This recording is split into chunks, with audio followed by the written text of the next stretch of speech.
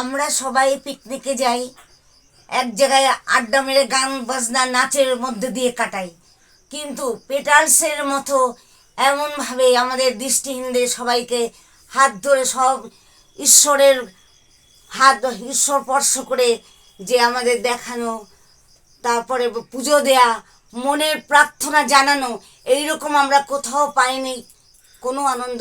এর থেকে আনন্দ আমাদের কাছে আর বড় কিছু নেই। এই আমাকে আর লাগবে। আপনারা এদের কাছে শুনলেন যে আগামী আমরা এবছরের 16ই ফেব্রুয়ারি কাকিনাড়ার মাদ্রালে হনুমানজির মন্দিরে যাচ্ছি। আনন্দ ও নানান বিষয়ে ঈশ্বর লাভের যে অনুভূতি তা আমরা উপভোগ করতে যাচ্ছি।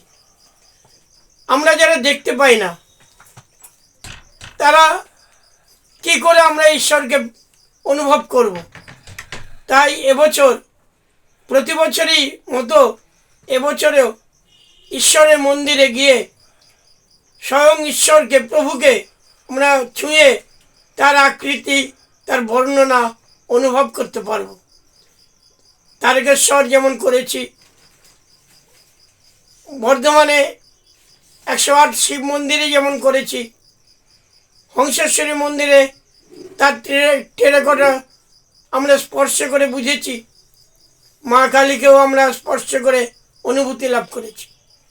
এবারে বিশেষ আকর্ষণ মহাকুম্ভ মেলা চলছে।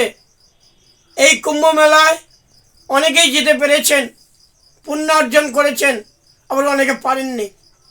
আমরাও এবছর পুণ্য অর্জন করব এই হনুমানজির মন্দিরে। মহাপ্রভু স্বামী গোলকানন্দ জি মহারাজ কুম্ভ মেলার জল এবং মাটি আনয়ন করছেন।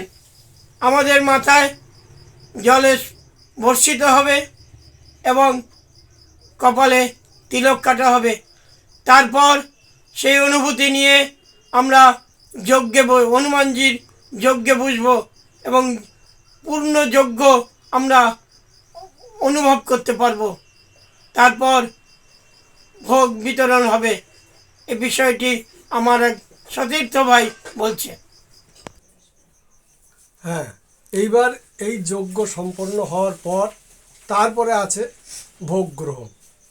এইবার এই ভোগ গ্রহণে এবার আছে পোলাও, ছানার কোপ্তা, ধোকার ডালনা এবং মিষ্টি এবং ইত্যাদি অন্যান্য জিনিস।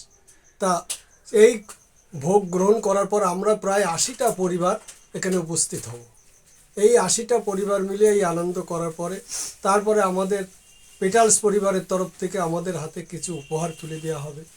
ও আমরা উপহার নেওয়ার পরেও তারপরে আমাদের রাত্রিরে বাড়ি যাওয়ার পর যাতে কারুর খাওয়া দাওয়ার কোনো অসুবিধা না হয় তার জন্যে কিছু খাবারও দিয়ে দেবে আমাদের রাত্রিরে।